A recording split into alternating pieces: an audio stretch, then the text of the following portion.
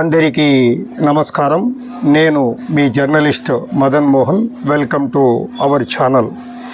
నంద్యాల జిల్లాలోని బనగానపల్లి నియోజకవర్గంలో ఇవాళ వైకాపా శ్రేణుల్లో ఒక ఉత్సాహభరిత వాతావరణం కనిపిస్తోంది.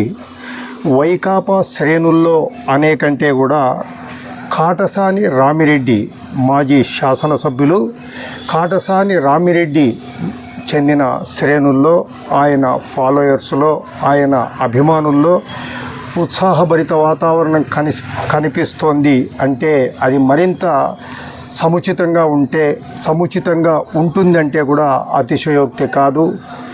ఇవాళ బనగానపల్లి నియోజకవర్గం మాజీ శాసనసభ్యులు కాటసాని రామిరెడ్డి గారి పుట్టినరోజు.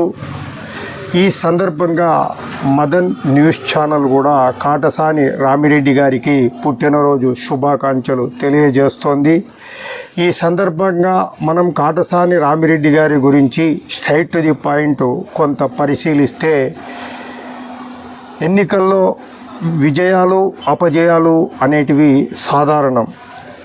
గతంలో 2 దఫాలు శాసనసభ్యుడిగా గెలుపొందిన కాటసాని రామిరెడ్డి గారు ప్రస్తుతం మాజీ శాసనసభ్యుడిగా ఉన్న వైకాపా రాష్ట్ర స్థాయిలో ఆదేశిస్తున్న కార్యక్రమాల నిర్వహణ, అలాగే నియోజకవర్గంలో పార్టీ శ్రేణులు, కార్యకర్తలు, నాయకులకు నిరంతరం టచ్లో ఉంటూ ఆ విధంగా ముందుకు వెళ్ళడంలో ఒక శాసనసభ్యుడిలాగానే నిరంతరం బిజీగానే కనిపిస్తున్నారు. మనం ఆయన రాజకీయ జీవితాన్ని కూడా క్షేత్రస్థాయిలో సూక్ష్మంగా కొంత పరిశీలిస్తే, గతంలో పాణ్యం నియోజకవర్గం ఉన్నప్పుడు ఆ నియోజకవర్గం నుంచి కాటసాని రాంభూపాల్ రెడ్డి గారు వరుస వెంబడి పలు దఫాలు శాసనసభ్యుడిగా గెలుపొందడంలో కాటసాని రామిరెడ్డి గారిది కూడా కీలక భూమిక అంటే ఏమాత్రం అతిశయోక్తి కాదు.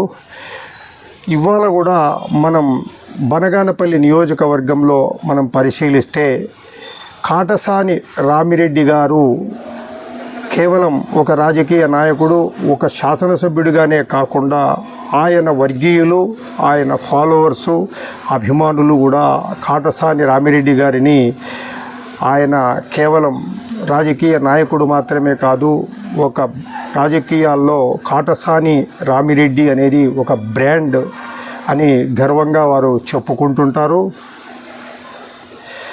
మనం గతంలో ఒక వీడియోలో చెప్పుకున్నట్టు ప్రస్తుతం బనగానపల్లి నియోజకవర్గంలో వైఎస్ఆర్ కాంగ్రెస్ పార్టీకి కాటసాని రామిరెడ్డి గారు బలమైతే, కాటసాని రామిరెడ్డి గారికి బలం ఆయన రాజకీయ చరిష్మా. ఇవాళ పుట్టినరోజు జరుపుకుంటున్న కాటసాని రామిరెడ్డి గారు భవిష్యత్తులో కూడా మరిన్ని రాజకీయంగా మరింత పూర్వాభివృద్ధి దిశగా ముందుకు నడవాలని ఈ సందర్భంగా ఆయనకు మరోసారి మదన్ న్యూస్ ఛానల్ శుభాకాంక్షలు తెలియజేస్తోంది.